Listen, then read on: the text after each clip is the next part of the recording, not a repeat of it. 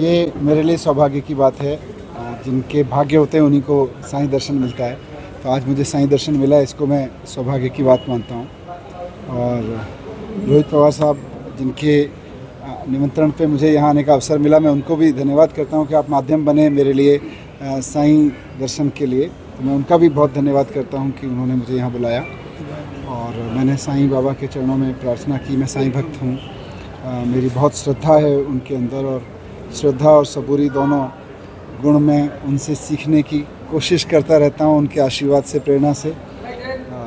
ख़ास तौर से जब मैं जेल में था तो उस वक्त श्रद्धा और सबूरी दोनों की बहुत आवश्यकता रहती है। पूरे जीवन में रहती है, हर काम में रहती है, राजनीति में भी रहती है, लेकिन जेल में तो बहुत ज़बरदस्त ज़रूरत थी श्रद्धा और सबूरी दोनों की।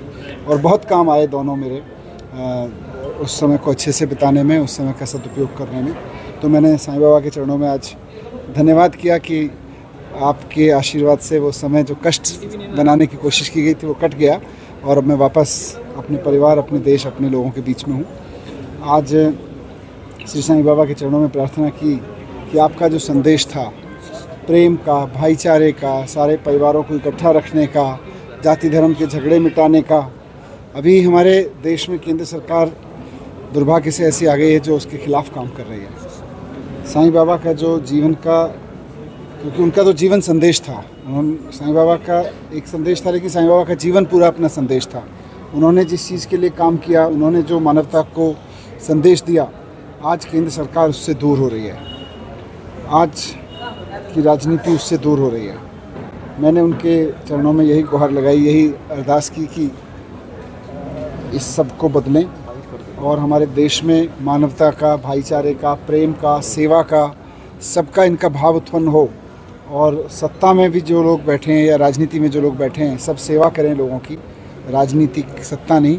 जो ऐसे मैं बोल सकता हूँ उसको कि सत्ता के पीछे ना भागें, सत्य के पीछे भागें। सत्ता तो किसी न किसी के पास रहेगी, सत्य के पीछे चले, ऐसी मैंने प्रार्थना की। और सबको सद्बुद्धि दें, देशवासियों का कल्याण करें, सबको अच्छी शिक्षा मिले, ऐसा मैं समझता हूँ। केंद्र की सरकार अन्याय कर रही है, तो राजनीति में सहन करने की जो सबूरी है वो अब खत्म हो चुकी है। नहीं, राजनीति में सहन करने की सबूरी की शक्ति नहीं होगी तो कैसे काम चलेगा। इसीलिए मैंने कहा कि साईं बाबा का जीवन अपने आप में एक संदेश है, और उस संदेश पे अगर हम चलें, उनके जीवन पे चलें, तो राजनीति सेवा है, नहीं तो सत्ता है।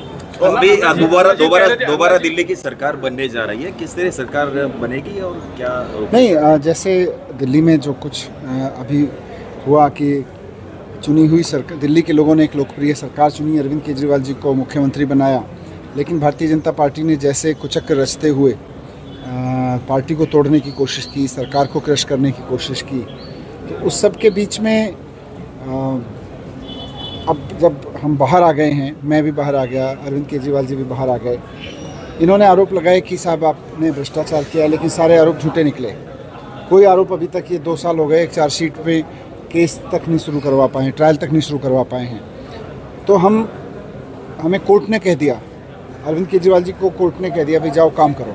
लेकिन अब सवाल ये है कि हम काम तब करेंगे, ऐसा हमारा ऐसे अंदर से भाव आ रहा है कि जब लोग और आदेश देंगे। तो अब दिल्ली की जनता के बीच केजरीवाल जी जा रहे हैं, और इसी भाव के साथ जा रहे हैं कि भाई अगर दिल्ली की जनता कहती है कि मैं ईमानदार हूँ तो मुझे दोबारा चुन के भेजिए, मैं पूरे 5 साल बढ़िया सरकार चलाऊँगा।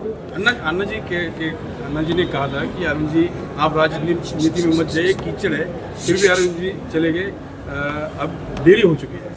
कीचड़ है, लेकिन इसको साफ करने के लिए किसी को तो उतरना पड़ेगा।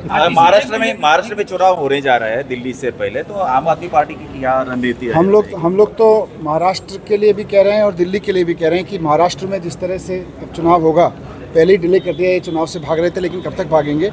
हम लोगों ने तो कहा है कि महाराष्ट्र के साथ साथ दिल्ली का भी चुनाव कराया जाए।